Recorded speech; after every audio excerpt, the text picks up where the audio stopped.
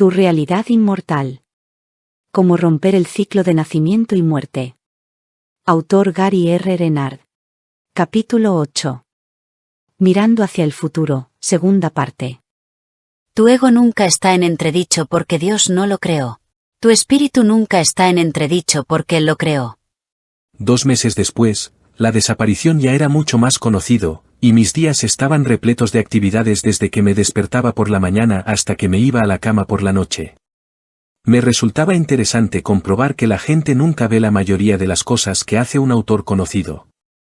Escribir, en mi caso los libros, diversos artículos y otros proyectos, los mails y las llamadas telefónicas, la programación, los viajes, hablar en público, la publicidad, las entrevistas para las revistas y la radio, que suelen ser grabadas, conocer a gente, preparar charlas y talleres, y media docena de otras cosas que ocurren detrás del escenario. El público solo te ve en charlas, talleres y firmas de libros, y durante cierto tipo de participación en los medios. La mayor parte del tiempo mi trabajo era divertido, pero siempre había oportunidades de perdonar relacionadas con las cosas que me ocurrían cuando viajaba y algunos ataques ocasionales de personas que, en su mayoría, estaban mal informadas en sus comentarios sobre el libro. Yo no me quejaba, porque pensaba que aquello formaba parte del paquete. Si el libro no hubiera tenido éxito, nadie habría hablado de él, ni a favor ni en contra. En cualquier caso, era difícil no responder del mismo modo, especialmente cuando alguien decía cosas que simplemente no eran ciertas. ¿Se les debería permitir desinformar al público sin presentar paralelamente la información precisa? Esto era un problema, especialmente en Internet, donde la facilidad de acceso hacía posible que cualquiera con un interés personal en el asunto contara con un foro donde presentar la falsa información. Era un tema difícil con el que lidiar. Arten ya me había dicho que perdonara en Internet, pero me resultaba muy duro quedarme sin hacer nada, viendo que a la gente se le mentía sobre nuestro trabajo. También había un par de cosas de las que Arten y Pursa habían dicho en la primera serie de visitas que me inquietaban, y además, personalmente quería saber más sobre el futuro del planeta, fuera ilusión o no. La siguiente vez que aparecieron mis profesores, me sentí inspirado a preguntarles sobre estos temas. ¿Cómo te va, hermano? De maravilla. Bienvenidos a mi humilde morada. Es agradable estar aquí. Sí, lo es. Entonces, ¿has pensado ya un título para nuestro libro? Sí. De acuerdo, morderé el anzuelo. ¿Cuál es? Voy a llamarle, Los mensajes ocultos en la cerveza. No está mal, pero creo que no has dado en el clavo. Sigue uniéndote con Dios. Ya te vendrá. Entonces, primera pregunta, si alguien está diciendo algo específicamente impreciso sobre mí o sobre nuestro libro, o cualquier cosa conectada con ambos, en Internet, ¿se supone que tengo que cruzarme de brazos y permitírselo? Te dije que perdonaras, pero es hora de añadir algo. Sí, siempre has de perdonar. Si después de perdonar sientes que necesitas hacer algo, pregunta siempre al Espíritu Santo si hay algo que deberías hacer. Recuerda, el Espíritu Santo no hace nada en el mundo, nunca. Pero Él puede inspirarte en tu acción. Una buena regla orientativa sería decir que el Espíritu Santo no crea una plaza de parking para ti, pero puede inspirarte a encontrar una. Sí, eso me gusta. Es correcto y exacto. Y lo importante es que, al dejar que Él se encargue, estás deshaciendo la idea de separación en lugar de reforzarla. De modo que perdono y después pregunto. Sí, si hay tiempo. A veces, en una emergencia, no hay tiempo de preguntar. Por ejemplo, si alguien está intentando violar a una mujer, ella no tiene que unirse al Espíritu Santo y pedirle guía. En ese caso, ella debe hacer lo apropiado. Ese no es el momento de aplicar la lección del libro de ejercicios. Si me defiendo he sido atacado. Recuerda, el curso se hace al nivel de la mente. Si eres una mujer, y un hombre está intentando violarte, dale una patada en los huevos. Gracias, Pursa, la voz de la experiencia. De modo que si alguien te ataca y hay tiempo perdona. Después de perdonar, si no sientes ninguna necesidad de responder, no lo hagas. Si sientes la necesidad de responder, pon a cargo de la respuesta al Espíritu Santo. La guía podría decirte, olvídalo. No hagas nada. O podría decirte que hicieras algo. Pero en el segundo caso, No hagas nada hasta que sientas que se te ha dicho lo que debes hacer, o se te ha inspirado. ¿Lo entiendes? Lo entiendo. Ahora quiero preguntarte por un par de cosas que dijiste en las primeras visitas. Alguien de Inglaterra señaló que si Shakespeare era un conde, eso haría de él un noble, pero no un miembro de la realeza. Tú te referiste a él como un miembro de la realeza. ¿La pringaste? No, lo siento, compañero, pero fuiste tú quien se equivocó. Hablamos de la reina y dijimos que en aquel tiempo escribir obras de teatro y especialmente comedias, estaría por debajo de la dignidad de la nobleza, y después tú dijiste equivocadamente realeza. Por supuesto, también estaría por debajo de la dignidad de la realeza. Esa parte de la cinta no estaba clara y pusiste una palabra equivocada. No te sientas mal. En general has hecho un trabajo estupendo. Pero como dices en la nota del autor, no eres perfecto. De acuerdo. Puedo vivir con eso. ¿Y qué hay de la Biblia de Jefferson? Dijiste que pronto estaría a disposición de la gente que quisiera verla. Es cierto que la verdadera Biblia de Jefferson estuvo expuesta en Monticello algún tiempo después de que dijeras eso, pero el texto de la Biblia de Jefferson ya era conocido y se había publicado antes que eso. ¿Qué dices? ¿Sobre qué? ¿No te equivocaste? No, de hecho, la Biblia de Jefferson era difícil de conseguir cuando hicimos esa declaración. Después de nuestra declaración la Biblia de Jefferson se ha hecho más asequible. De acuerdo. Solo era una pregunta. Estas no eran las preguntas más importantes. Lo que realmente hizo que alguna gente se echara las manos a la cabeza es la idea de que los seres humanos emigraron hacia aquí desde Marte, y no evolucionaron en la Tierra. Te lo garantizo, la mayoría de la gente que ha leído el libro no parece tener un problema con eso, pero las dos personas que te comento estaban muy indignadas. Dijeron que nuestro ADN es igual al de los simios en un 97%, y que los registros fósiles muestran que hemos evolucionado de ellos. ¿Qué dices? Nosotros nos mantenemos en lo que dijimos. La vida humana emigró desde un planeta lejano a Marte y posteriormente también emigró desde Marte a la Tierra. Vuestros registros fósiles son evidencias, no pruebas. Son incompletos, y en realidad no prueban nada. Simplemente son evidencias a favor de una posibilidad, que en realidad es incorrecta. Y en cuanto a que el ADN humano es igual al de los simios en un 97%, ¿qué significa eso? No prueba que hayamos evolucionado de los simios. Hay varios tipos de alienígenas que, si chocaran aquí en la Tierra como los que chocaron en Roswell, y si estudiaras su ADN y el público supiera de su existencia, se vería que tienen un ADN muy similar al vuestro. ¿Qué cabría esperar de las formas de vida humanoides? Una de vuestras teorías científicas explica las razones de esto.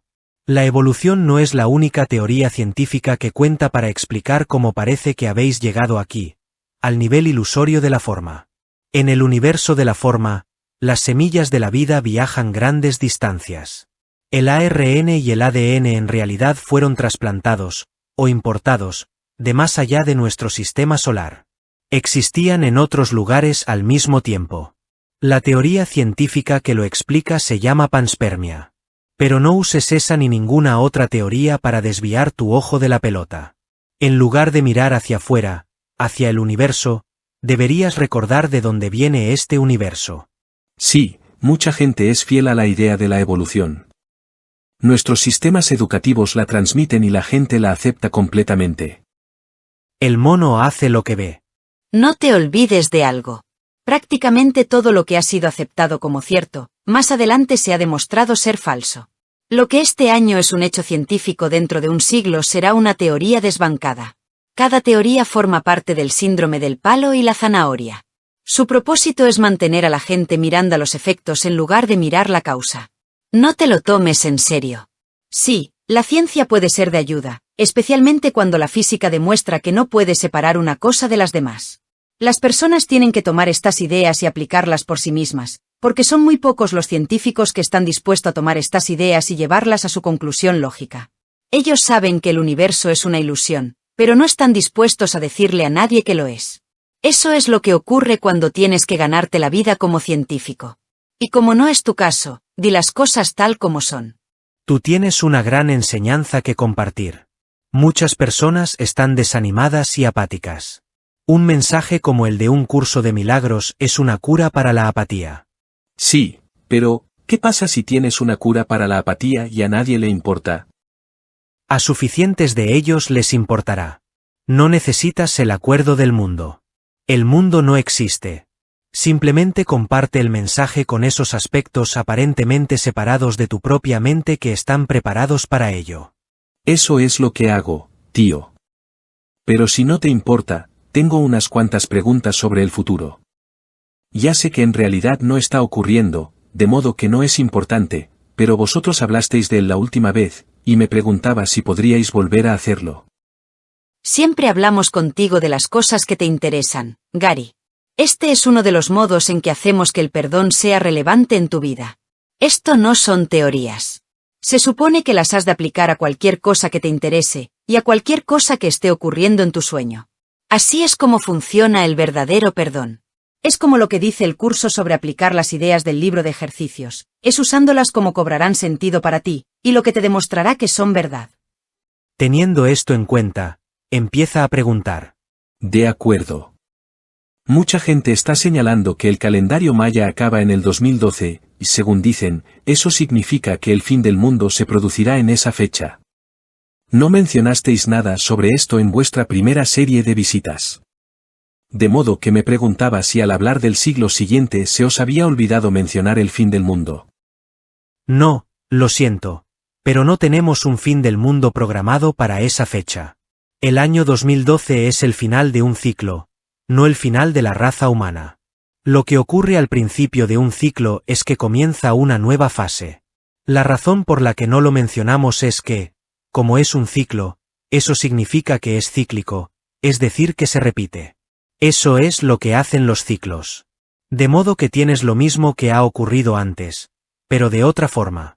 Y entonces la gente le da mucha importancia, cuando lo que en realidad demuestra es que, cuanto más cambian las cosas, más se quedan igual. Lo que ocurre siempre es una forma nueva y aparentemente diferente de la misma vieja ocurrencia. De ahí la sabiduría del dicho, no hay nada nuevo bajo el sol. Es cierto. De modo que no hay apocalipsis, el eje de la Tierra no va a girar repentinamente y congelará a la gente, y este tipo de cosas. No, lo que ocurrirá en el nuevo ciclo es muchas cosas buenas combinadas con muchas cosas malas. Eso es dualidad. En el lado bueno, empezarás a ver más cooperación de los Estados Unidos para intentar acabar con el calentamiento global. En este tema, tu país se ha puesto en una posición inexplicable para el resto del mundo. Entretanto, el clima ya está exhibiendo síntomas de los efectos del calentamiento de las aguas del mar. Este año tendréis una cifra récord de huracanes tropicales procedente del Atlántico. 27. Cada vez que el agua se calienta 1/10 de grado, tienes más tormentas, y en general también son más intensas. Esta tendencia continuará, y tu país acabará recibiendo el mensaje, cuando cambien vuestros líderes.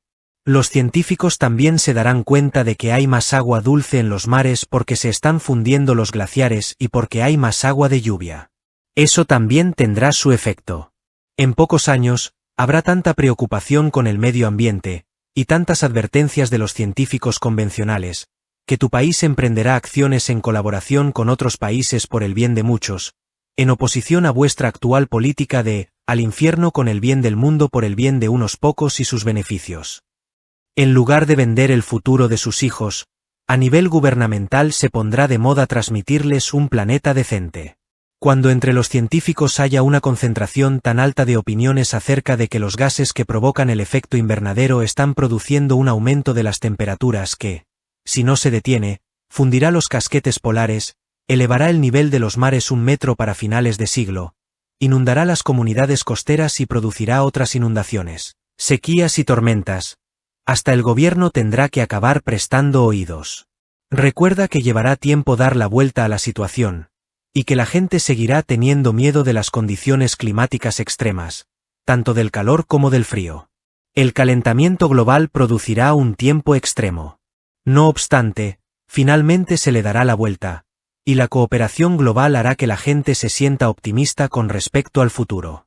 Este puede ser un buen momento para señalar que, a pesar de todas las cosas terribles que oyes cada día en las noticias, la gente vive hoy mejor que nunca. Hace 100 años, el promedio de vida era de 49 años. Ahora es de 75. Para finales de este siglo, la duración media de la vida humana habrá aumentado hasta 100 años. Y no será raro que algunos vivan hasta los 130 años. Es posible que la gente no lo sienta, pero está más segura de lo que nunca ha estado. Si eso no fuera así, ¿por qué viviría más tiempo? Estoy seguro de que es verdad, pero, evidentemente, el método preferido de adquirir poder es jugar con los miedos de la gente. Ellos querrán contar con la protección del gobierno, aunque el gobierno no sea lógico en sus políticas. Eso me recuerda una historia que me encantaba. Hace unos 100 años hubo un senador republicano por el estado de Massachusetts, llamado Henry Cabot Lodge. Su nieto también era senador, y se presentó al cargo de vicepresidente con Richard Nixon en las elecciones de 1960. Hace un siglo, el primer Lodge estaba en el Senado estadounidense durante una gran crisis económica, y dijo a sus colegas, ¿podemos aparentar que hacemos algo? Siempre pensé que eso era muy divertido. Sí, lo es. Por supuesto, en la era de la televisión, el senador Lodge habría sido un poco más cuidadoso con sus declaraciones públicas. Pero volviendo al tema, no olvides que ya te dijimos que el mundo está preparado para la mayor expansión económica de la historia humana. No hemos cambiado de opinión. De modo que estáis diciendo que la gente vivirá todavía más, las cosas estarán mejor en general y sí, estamos jodiendo el medio ambiente, pero eso cambiará en torno a 2012 con el comienzo de un nuevo ciclo. Eso suena como muchas buenas nuevas. Entonces, ¿cuáles son las malas nuevas? Bueno, para empezar, este año empezarás a oír hablar más del nuevo líder de Irán. Al nivel de la forma, estas son malas noticias. En realidad, Nostradamus hablaba de él cuando describió a un hombre que sería la mayor amenaza para las ciudades occidentales. Es un extremista con el que no se debe jugar y al que no se debe descartar a la ligera. El hombre está loco. Antes dijisteis que los terroristas conseguirían hacer estallar un arma nuclear en una gran ciudad. ¿Es él el responsable? Sí, en el sentido de que tendrá un papel importante en ello. Pero él no será el único. No obstante, no podría haber ocurrido sin él, lo cual le convierte en responsable. Me he dado cuenta al leer la transcripción de las conversaciones anteriores que cuando planteé esa pregunta, usé la frase, ciudad importante, y no, ciudad americana. De modo que no tiene que ser una ciudad americana la que sea golpeada. ¿Correcto? No vamos a ser específicos con respecto a la ciudad o ciudades, aunque diremos que Tel Aviv o Londres tienen tantas probabilidades como Nueva York o Los Ángeles. Todos estos lugares y muchos otros deberían tomar precauciones ante la mayor amenaza contra la civilización en el siglo que viene, el terrorismo nuclear, que será sancionado por ciertos gobiernos, especialmente el de Irán. Espera un minuto. De tus palabras se deduce que podrían atacar más de una ciudad. Cuando nos planteaste esa pregunta antes, fuiste tú quien preguntó si sería alcanzada una ciudad importante. Nosotros dijimos que sí, y es una respuesta precisa. Recuerda también que no queríamos darte detalles. Lo que sí queríamos decirte hacia el final de la conversación es cuál es el verdadero propósito de la situación, que es el mismo que el de todo lo demás. Perdonar. Ya recuerdo. Pero también predijisteis que el índice Dow Jones llegaría a 100.000 hacia mediados de siglo. ¿Cómo puede ocurrir eso al mismo tiempo que tienes esa amenaza de terrorismo nuclear cerniéndose sobre la gente? La clave está en cómo se resuelva la crisis, o al menos cómo parezca resolverse. Os disteis cuenta de que el mercado de valores se hundió después del 11S, pero fue algo temporal. Después de algún tiempo, la gente se dio cuenta de que las compañías seguían haciendo negocio y compraron acciones. Tras la resolución de la amenaza terrorista nuclear, cuya respuesta incluirá la destrucción en represalia de la capital de uno de los países involucrados en la realización del acto terrorista, la gente tomará un respiro de alivio y los negocios crecerán más que nunca. Eso no ocurrirá de un día para el siguiente, pero ocurrirá. Va a haber una expansión tan grande del comercio que la gente se peleará por comprar acciones a lo largo de los próximos 50 años. Y, además, cuando la gente se sienta aliviada porque la situación parezca estar resuelta, realmente abrirán sus carteras. Sí, el último año noté que en los aviones prácticamente no había niños, y eso era 2 años y medio o 3 años después del 11S. Pero, de repente, 3 años y medio después del 11S estoy empezando a ver más niños en esos aviones. Las familias están volviendo a volar juntas. Eso es un buen indicador de que la gente ya no tiene tanto miedo a los secuestros como antes. Y tú pareces decir que el peligro real está en otras áreas. ¿Es eso cierto? Yo no usaría la palabra real. Recuerda que nada de lo que ves es real. Lo que verdaderamente eres es real. Y nada real puede ser amenazado. Asimismo, no estoy diciendo que esté garantizado que todos los aviones sean seguros. Estoy diciendo que están surgiendo cosas más grandes en los manuales de los terroristas. Bien, también pareces estar diciendo que los aliados bombardearán Teherán con armamento nuclear en represalia. Tal como con los objetivos en Occidente, no voy a ser específico en cuanto a contra qué ciudad se tomarán represalias. Es triste. Quiero decir que, cuando piensas en ello, el mundo ha conseguido no usar armas nucleares durante los últimos 60 años. Tenía la esperanza de que siguiera así. ¿Se ha fabricado alguna vez un arma que no haya sido usada? Si no quieres usarla, no la fabriques. Sí, desde Hiroshima y Nagasaki ha habido una tregua de 60 años en el uso de armas nucleares, pero para que sea permanente, tienes que acabar con el conflicto donde verdaderamente está, que es en la mente.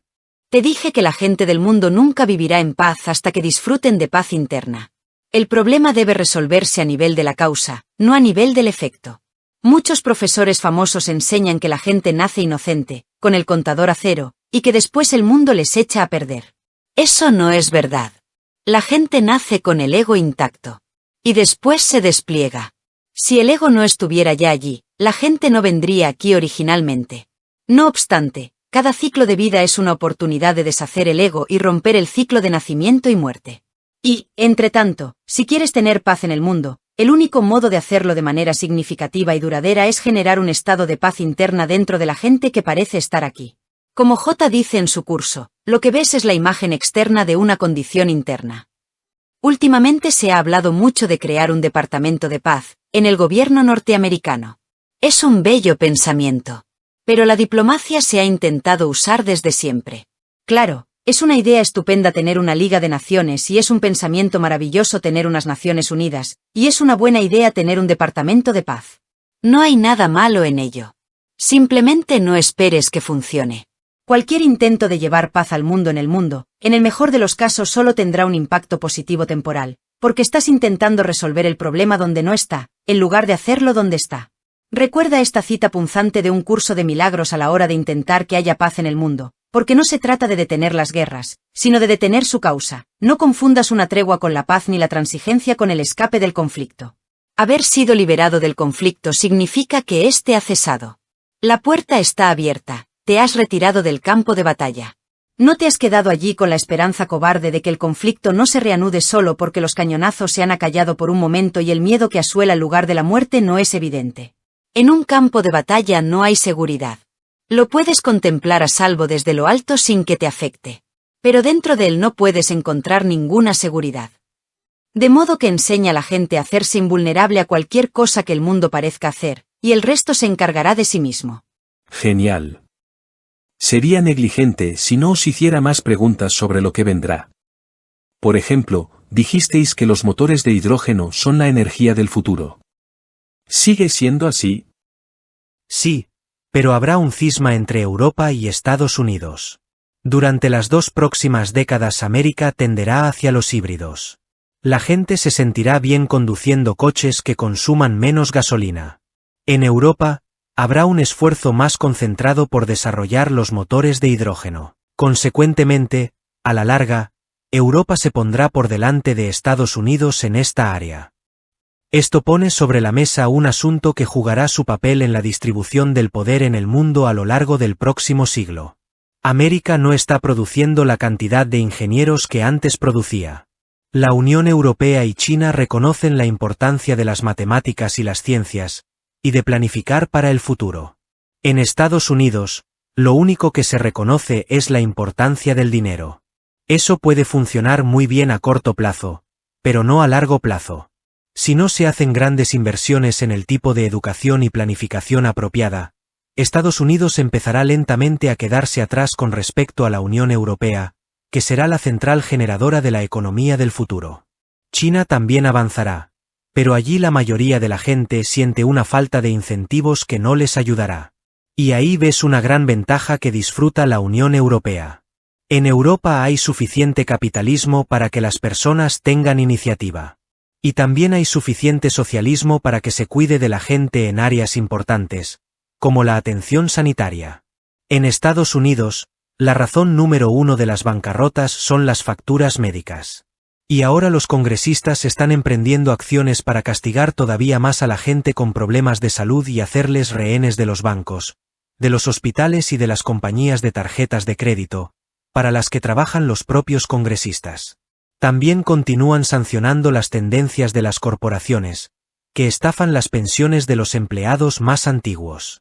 En Europa, Canadá y otros lugares con políticas más saludables, la gente no tiene que preocuparse de perder todo lo que tiene por una enfermedad. Esto les da más incentivos, no menos. En Estados Unidos, la falta de inteligencia, compasión, pensamiento de futuro, inversiones en educación relacionadas con las matemáticas y las ciencias, y la simple avaricia hará que en unas pocas décadas tu país quede por detrás de la Unión Europea como líder económico. Qué paradójico que el país que conquistó su independencia de Inglaterra como una fuerza revolucionaria en un mundo conservador se haya convertido en la fuerza conservadora que queda por detrás de su tiempo y empieza a perder puestos frente al mismo país contra el que se rebeló, y otros países que considera sus aliados. ¿Y aún así ves el Dow Jones en 100.000 puntos? Sí, será producto del crecimiento económico mundial. El primer signo de que los tiempos han cambiado será que Europa se beneficiará todavía más. ¿Podríais hablarme de algunas otras tendencias del futuro? Ordenadores cuánticos que te dejarían anonadado, ascensores espaciales que elevan pesadas cargas por el aire y las ponen en órbita, viajes turísticos a la Luna, teletransportación, todas estas cosas ocurrirán en un futuro no muy lejano. ¿Teletransportación? ¿Quieres decir cómo hacían en Star Trek? Muchas de las cosas que se convierten en hechos científicos eran ciencia ficción hace no mucho tiempo. Tal vez recuerdes que en la versión original de la serie, usaban unas herramientas llamadas comunicadores para hablar unos con otros. Entonces parecían de ciencia ficción. Actualmente, un alto porcentaje de la población usa teléfonos móviles para hablar con sus congéneres, muy parecidos a los comunicadores que se usaban en la serie. Sí. ¿Sabes una de las cosas buenas de los teléfonos móviles? Recuerdo que hace 15 o 20 años mucha gente iba por la calle hablando consigo mismos. Ahora ya no tienen que hacerlo. Pueden ir por la calle hablando a sus móviles. Por supuesto, ya se sabe que en algunos casos no hay nadie escuchando en el otro extremo. Los viajes espaciales del futuro no siempre se harán en naves espaciales. A veces se viajará a lugares distantes enviando a la gente allí por medio de un rayo. Hacen falta días para volar a la Luna, pero algún día se podrá enviar a alguien allí en 3 segundos. Evidentemente, si miras más allá del próximo siglo, esa es la forma de viaje espacial que prevalecerá. Tal como los investigadores ya han conseguido transportar rayos de luz de un punto del laboratorio a otro, esa tecnología se implementará a nivel biológico macroscópico, y la gente será enviada de un lugar a otro. Esto tiene todo tipo de ventajas sobre otras modalidades de viaje espacial. Y eso es todo, compañero. No queremos ampliar demasiado esa imaginación tuya. Tienes mucho trabajo que hacer. Simplemente recuerda para qué sirve todo. Mientras caminas por tu película onírica, que escribiste, dirigiste y después te olvidaste de ella para que pareciera real, perdona lo que hiciste y retorna a Dios. Demuestra que tienes verdadera sabiduría viendo la inocencia en todos, y de esa manera haz la tuya. Y pasa un par de meses geniales. Sí, y diviértete. Gracias, amigos. Y no dudéis en dejaros caer por uno de los talleres si os apetece. Cuando se fueron, me quedé allí sentado en contemplación silenciosa, pensando en todo lo que habían dicho, y me di cuenta de que, teniendo en cuenta todo lo que me habían enseñado, la única manera viable de funcionar en el mundo era estar preparado para perdonar, independientemente de lo que ocurriera, y entonces los sucesos concretos no importarían. Me sentí como un observador, viendo pasar los días con J, preparándome en forma lenta pero constante para graduarme y acceder a una forma de vida superior. Y sin embargo, disfrutando también sin culpabilidad de los placeres que ésta tiene para ofrecer. Fin del capítulo Mirando hacia el futuro, segunda parte.